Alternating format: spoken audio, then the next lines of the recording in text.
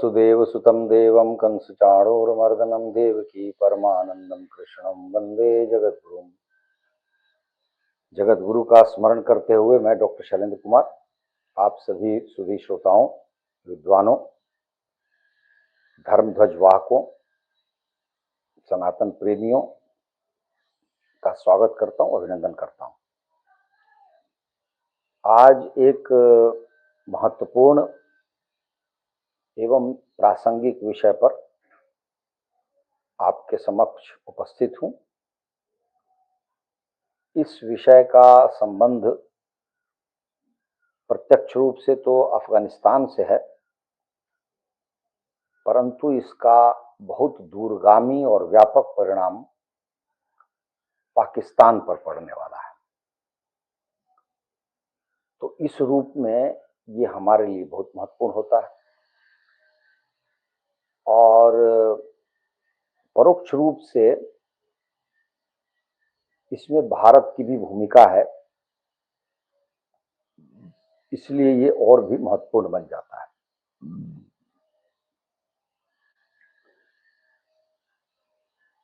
कल की घटना है कि अफगानिस्तान के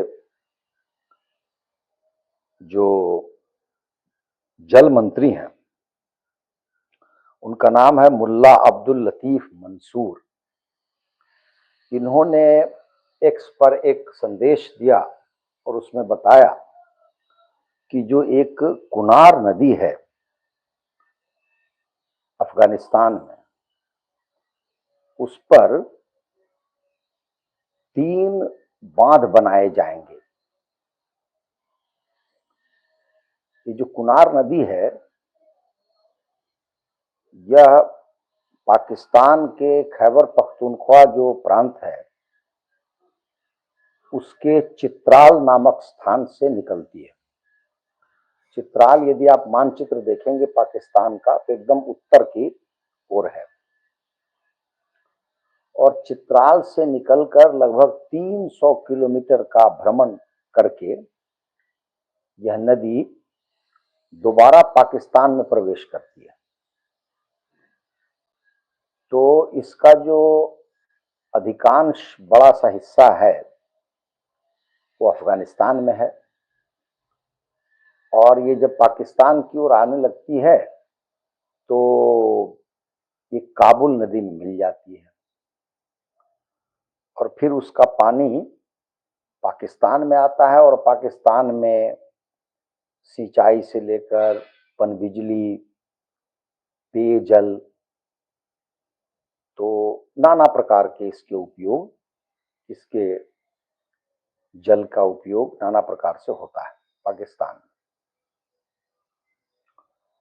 तो ये जो बांध बनाने की बात है, 3 बांध, वो अफगानिस्तान करने जा रहा है क्योंकि अफगानिस्तान को आवश्यकता है सिंचाई की, अफगानिस्तान को आवश्यकता है बिजली की। तो ऐसा अनुमान है कि इस पर जो बनने वाले बांध हैं, उससे लगभग 40,000 हेक्टेयर जो भूमि है अफगानिस्तान की, उसकी सिंचाई होगी। तो अब वहां फसलें उगेंगी, अर्थात उत्पादन बढ़ेगा इस सिंचाई से। ये संभावित लाभ है। इसके अतिरिक्त लगभग 42 मेगावाट का पनबिजली घर भी बनेगा, तो उससे भी अफगानिस्तान को लाभ होगा। स्वाभाविक है, उसको बिजली की आवश्यकता है तो उसकी सहायता होगी। पेयजल की भी आवश्यकता यह जो परियोजना है वो पूरी करेगा। तो इस प्रकार से अफगानिस्तान को अनेक प्रकार के लाभ हैं और जिसके लिए यह परियोजना है। अभी हाल ही में ऐसा हुआ है कि भारत सरकार ने भी 236 मिलियन US डॉलर अर्थात आप कह सकते हैं कि 23.6 करोड़ डॉलर की धनराशि अफगानिस्तान को बांध बनाने के लिए ही देने का वचन दिया है। तो ऐसा माना जा रहा है कि चूंकि भारत ने पहले भी कई बांध बनाए हैं अफगानिस्तान में, जिनमें सलमा बांध है, शहतूत बांध है, तो अब जो और बांध बनेंगे तो वो इसी क्षेत्र में बनेंगे और इन बांधों का जो प्रभाव है वो पाकिस्तान पर पड़ेगा। जैसा कि आपको ज्ञात है कि ऑपरेशन सिंदूर से पूर्व ही पहलगाम के इस नरसंहार के बाद भारत ने तुरंत यह घोषणा कर दी कि अब जो सिंधु जल संधि है उसको स्थगित कर दिया और अब भारत उस संधि के अनुसार जितना जल पाकिस्तान को जाना चाहिए वो देने के लिए बाध्य नहीं रहा। तो इस प्रकार आने वाले समय में पाकिस्तान के समक्ष जल का बहुत बड़ा संकट उत्पन्न होने वाला है। हमने पीछे भी देखा गर्मियों में वहां जल का अभाव हुआ था, लेकिन जैसे जैसे समय बीतेगा, जैसे जैसे भारत में जो बांध हैं उनका विस्तार किया जा रहा है, नए बांध भी बनाए जा रहे हैं, तो कुछ वर्षों में ऐसी स्थिति उत्पन्न हो सकती है कि भारत का जितना जल भारत रोकना चाहे उतना जल रोक पाएगा।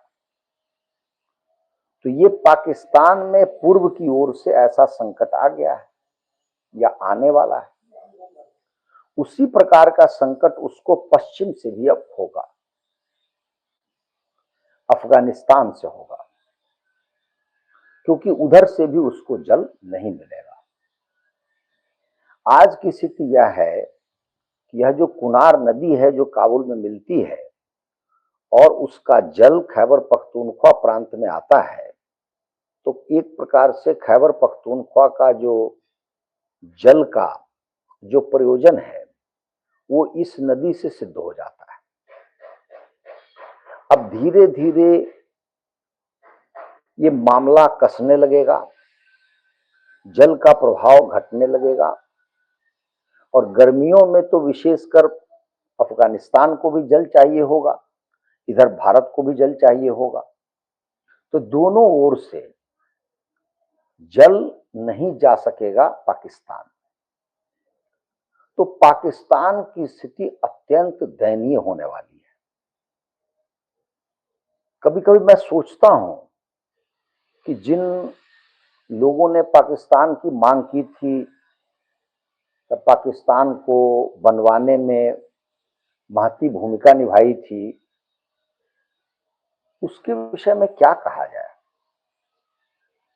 दया आती है उनकी सोच पर, क्योंकि ऐसा कोई देश कैसे जीवित रह सकता है जिसका साथ उसका भूगोल न दे, अर्थात उसके पास में पर्याप्त जल न हो। क्योंकि जल के जो साधन हैं, जल के जो मार्ग हैं, नदियों का जो उद्गम स्थल है वो तो भारत में है, और उधर यदि कुनार चित्राल से निकलती भी है तो चली जाती है अफगानिस्तान। और पाकिस्तान के पास इतनी विपन्नता रही है या प्राथमिकता का अभाव कहिए कि पाकिस्तान ने कभी स्वयं प्रयास करके बांध बनाने का कोई प्रयास ही नहीं किया। तो वहां पर गिनती के बांध हैं, लेकिन जितने चाहिए उतने नहीं। तो पाकिस्तान तो वैसे ही खंड खंड हो रहा है, टूट रहा है। लेकिन मान लीजिए कुछ समय यदि वो नहीं भी टूटता है, तो जल के अभाव में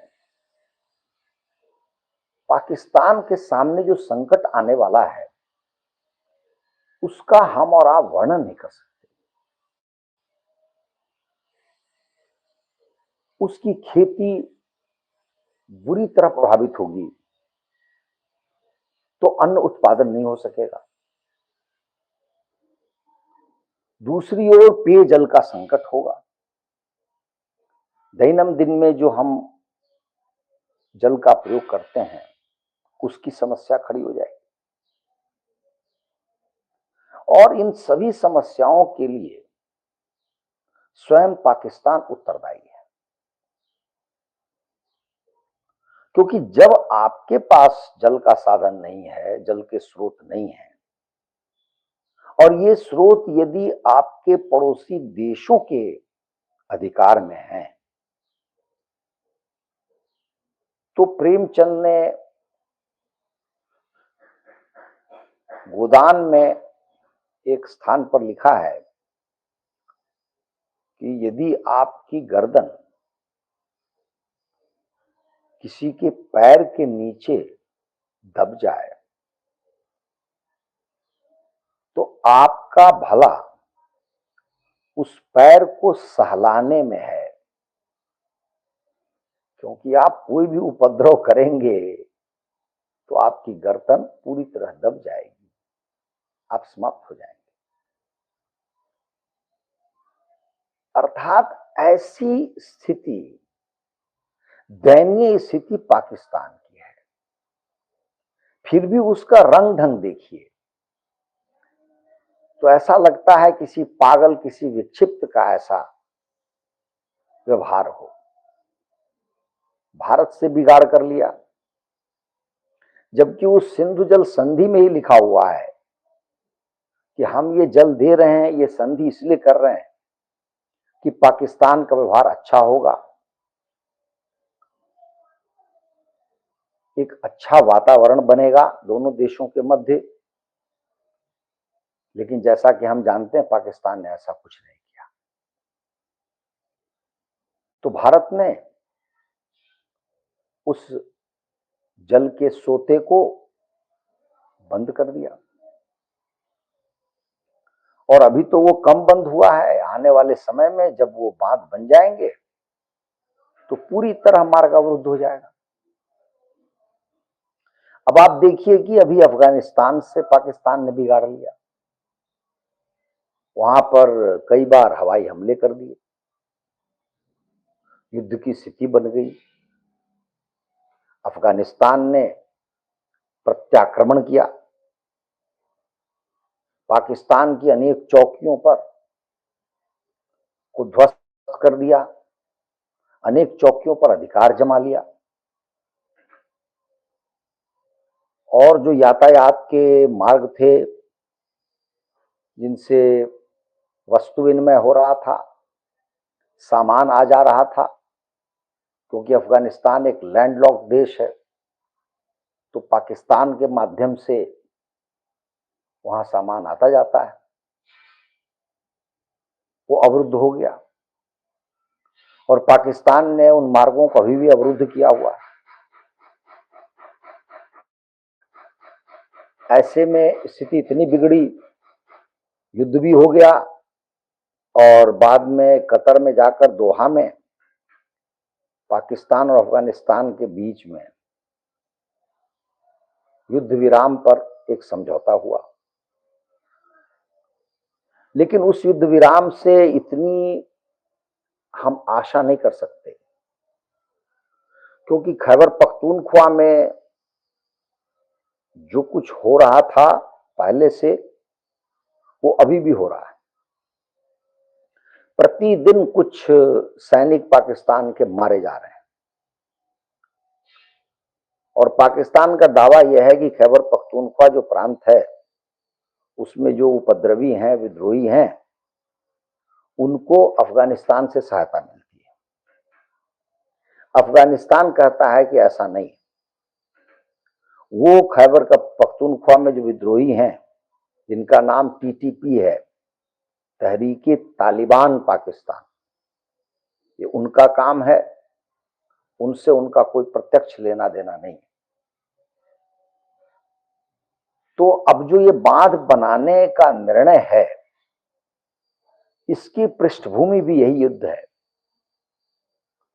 क्योंकि जब पाकिस्तान अफगानिस्तान से लड़ने को उतारू है तो अफगानिस्तान पाकिस्तान के साथ क्यों सहानुभूति जताएगा, क्यों दया करेगा, क्यों उसकी सहायता करेगा, क्यों अपनी नदी का पानी यदि वो रोक सकता है तो क्यों जाने दे।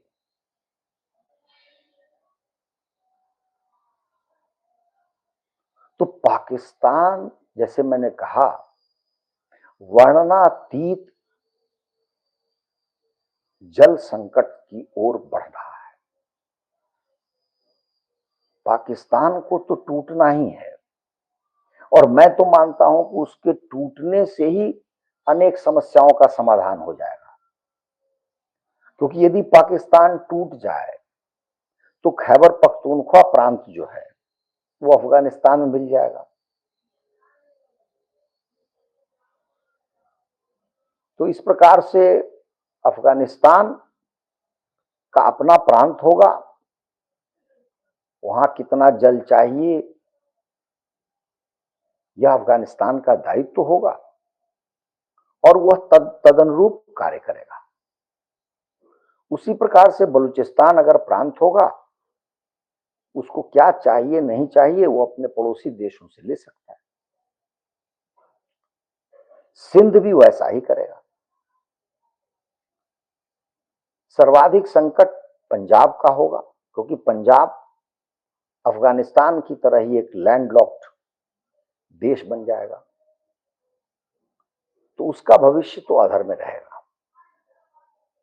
लेकिन यदि पाकिस्तान कुछ समय तक बना भी रहता है तो जल का ऐसा भीषण संकट होगा पाकिस्तान में कि खैबर पख्तूनख्वा, पंजाब और सिंध, ये तीनों राज्य तो बुरी तरह प्रभावित होंगे, बुरी तरह। पंजाब और सिंध भारत के कारण और खैबर पख्तूनख्वा अफगानिस्तान के कारण। तो मुझे बड़ा अच्छा लगा कि आज हिंदुस्तान समाचार में इस विषय पर ही संपादकीय छपा और हिंदुस्तान ने शीर्षक दिया, जैसी करनी वैसी भरनी। तो पाकिस्तान ने जैसा किया उसी का परिणाम वह भुगतने को बाध्य है, विवश है। क्या था कि अभी तक भारत में जो शासन था पूर्व में, वह पाकिस्तान का पक्ष लेता था, क्योंकि मूलतः ये नेहरू, गांधी आदि ने ही पाकिस्तान को बनवाया था और इन जैसे लोग मानते थे कि उनका दायित्व है कि पाकिस्तान को चलाएं। इसी प्रकार से इनका दायित्व है कि बांग्लादेश को चलाएं।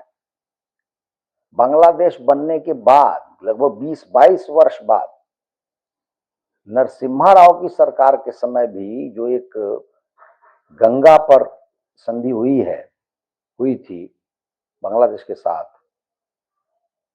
उस संधि में भी कुछ उसी तरह के प्रावधान है जैसे सिंधु जल संधि में है पाकिस्तान को लेकर।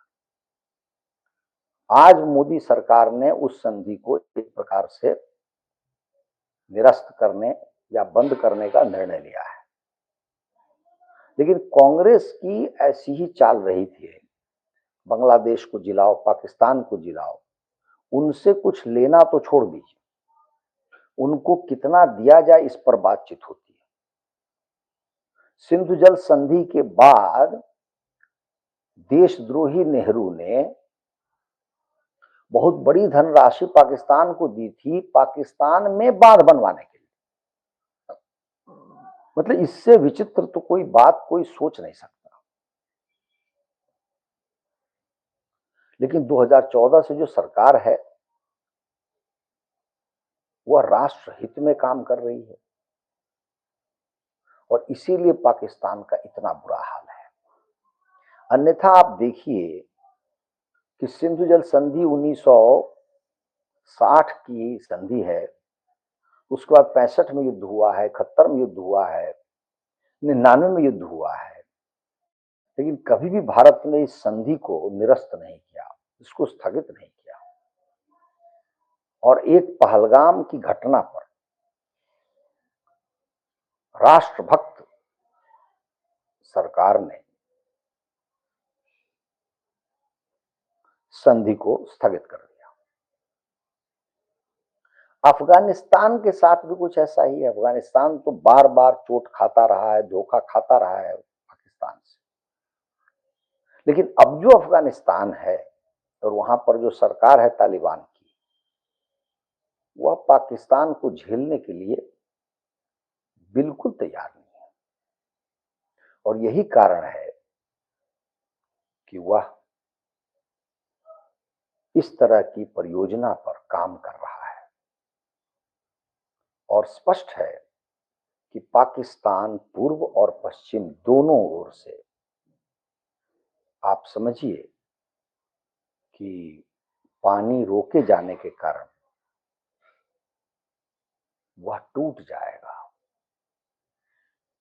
भूखों मरेगा, प्यास से तड़प तड़प कर मरेगा। और ऐसा करने के लिए पाकिस्तान स्वयं उत्तरदायी है। तो मैं इसी बिंदु पर अपनी वाणी को विराम देता हूं। मैंने सोचा कि ये जो घटना घटी है उसका विश्लेषण किया जाए और आपके समक्ष रखा जाए। आशा है आपको ये वार्ता रुचिकर लगे, और यदि ऐसा हो तो हमारे चैनल को सब्सक्राइब करें, हमारी अन्य वार्ताओं को भी सुनें, उन्हें लाइक करें, हो सके तो टिप्पणी भी करें। तो हम इसी प्रकार किसी अन्य विषय पर किसी और समय आपके समक्ष उपस्थित होंगे। तब तक के लिए आपसे विदा लेते हैं और आपसे कहते हैं जय श्री राम, जय श्री राम।